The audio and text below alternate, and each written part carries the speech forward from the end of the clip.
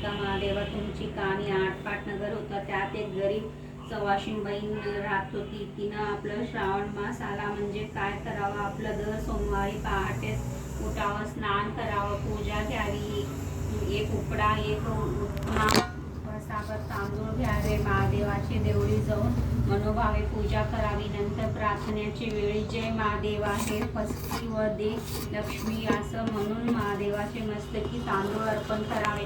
उरलेले तांदूळ नदीच्या पाठीवर वाहून आपण घरी यावं. असं 4 सोमवार तिनं केलं. शंकर तिला प्रसन्न झाला.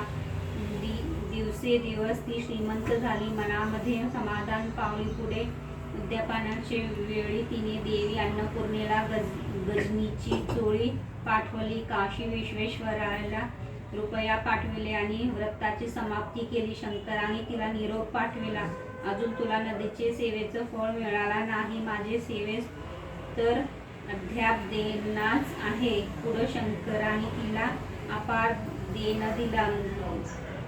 तर जसा तिला विश्वेश्वर प्रसन्न झाला तसं तुम्हा हवा हो. ती 60 उत्तराची कहाणी 5 उत्तरी सफळ संपूर्ण.